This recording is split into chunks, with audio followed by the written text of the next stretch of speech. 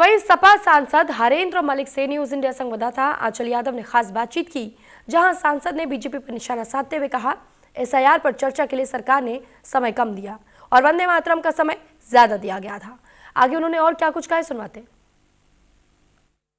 हमारे साथ बातचीत करने के लिए समाजवादी पार्टी के सांसद हरेंद्र मलिक साहब, लोकसभा में आज एसआईआर को लेकर चर्चा होने जा रही है। आप लोगों का इंतजार खत्म हुआ, आप लोग चर्चा की मांग कर रहे थे, लेकिन बीजेपी आरोप लगा रही है कि अब चर्चा कम से कम सार्थक रूप से करें, क्योंकि हर चीज़ में विरोध करना ठीक नहीं विपक्ष का।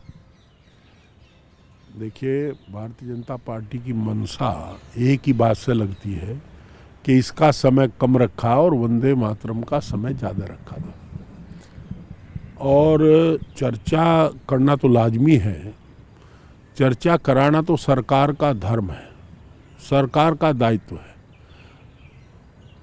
असेंबली पार्लियामेंट इसीलिए गठित हुई थी कि वहाँ बैठ कर के हिंदुस्तान के या स्टेट के कोने कोने से चुन कर के आए हुए जनप्रतिनिधि जनता की आवाज़ बन कर के अपनी बात रख सके। हम रखेंगे अपनी बात, बेबाकी से रखेंगे और पूरा अपोजिशन तो नहीं करोगे? नहीं, हम अब भी विरोध क्यों करेंगे? हम तो चाहते हैं कि चर्चा, हम तो जबरदस्ती चर्चा की बात कह रहे हैं।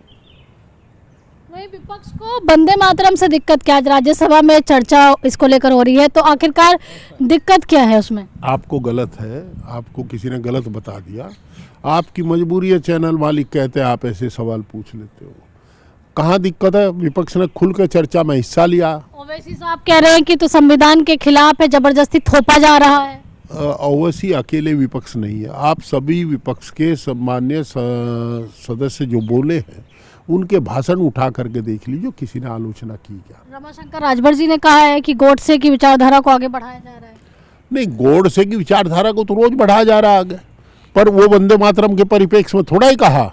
ये तो नहीं, इसमें नहीं कहा। देखिए, सुनिए, जो आज हो रहा है वो देश के स्वास्थ्य के लिए स्वास्थ्यवर्धक होना चाहिए, पर ऐसा नहीं है। और वंदे मातरम पर खुलकर के विचार दिए। हमारे राष्ट्रीय अध्यक्ष जी भी, आदरणीय अध्यक्ष जी बोले हैं, सभी बोले हैं, सभी पार्टियों के नेता बोले हैं, कोई दिक्कत नहीं, सबने अपनी बात कही है, आप उसको देख लीजिए।